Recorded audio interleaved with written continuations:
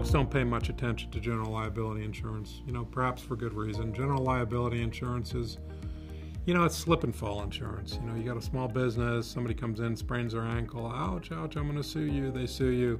The insurance company sends a lawyer to defend you, and it goes on for 6 months, and they settle it for $20,000, and everything's fine. That's small stakes stuff. That's what general liability insurance does cover. It's not all that exciting. It's not the kind of stuff we do. But some people think about general liability insurance that way. It covers a lot more than you might think. Now, yes, you have a slip and fall case. We all know it covers that. But what else does it cover?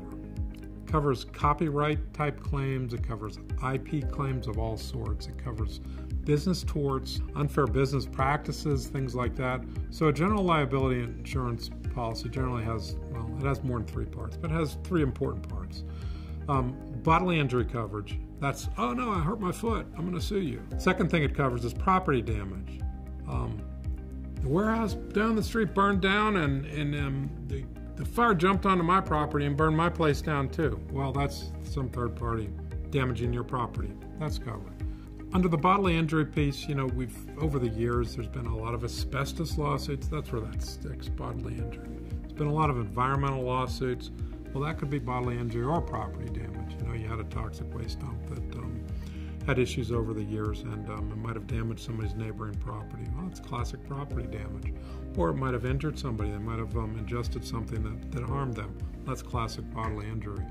The core of what we do is look at some of these other areas that folks might not think about in general liability insurance. And that gets me to the third prong of coverage under general liability insurance, personal and advertising injury coverage. Some big partner at some law firm, my first law job, said, take a look at the personal injury coverage. And I was like, what on earth could that be? And this was like right out of law school. So I read it, and I went back to her, and I said, oh, it says this. And she said, well, does it cover anything? I was like, I have no idea.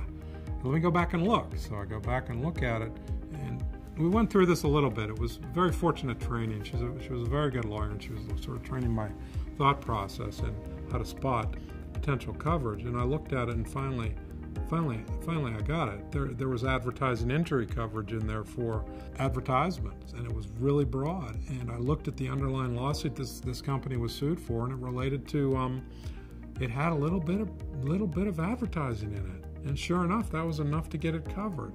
Over the years, we've found coverage for copyright claims, IP claims, intellectual property claims, and all kinds of other business torts. My point, I guess, my main point is, when you think general liability insurance, don't think the boring stuff. Think the really interesting stuff about how this could cover new age tort claims against businesses, the kinds of things that are faced by Silicon Valley companies, privacy liability claims, any company that advertises or does work on the internet, advertising injury claims.